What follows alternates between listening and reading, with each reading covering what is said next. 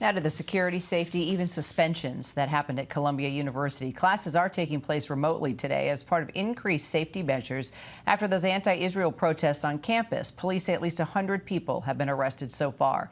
The university's president calling for a reset there on school grounds ahead of the first night of Passover, which begins tonight. Our Stephanie Ramos is on the story for us. So, Steph, these were not peaceful protests. I mean, students were arrested and even suspended.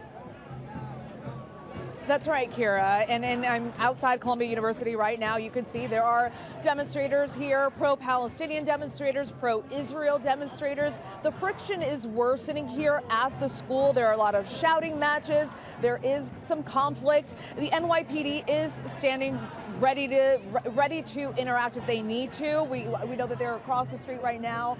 It seems as though they are wearing riot gear, helmets, have got the baton, but they are not involved just yet. Right now, it's just the two groups kind of going at each other. But we know what we saw last week, pro-Palestinian demonstrators pitching tents on the campus, refusing to leave the university unless the university met their demands, which included divesting from companies with ties to Israel.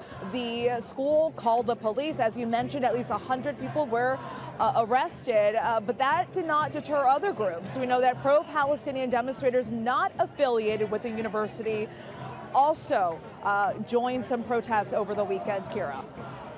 All right, so let's talk about additional security measures that the school, the NYPD is now taking. And since classes are happening remotely, have you seen any staff, teachers getting involved?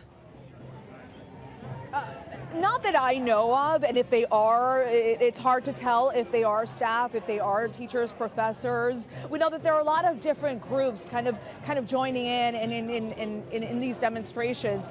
What we do know that, and as you mentioned, this is the first night of Passover. We know that NYPD officials have said because it is a Jewish holiday, it may be a catalyst for acts of violence or extremist group to take advantage.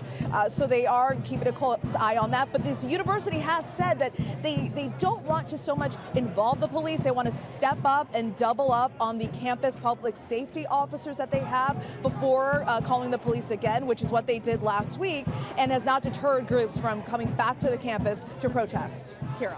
All right, Stephanie Ramos for us there. We'll continue to stay in close touch with you, especially as these protests are ongoing.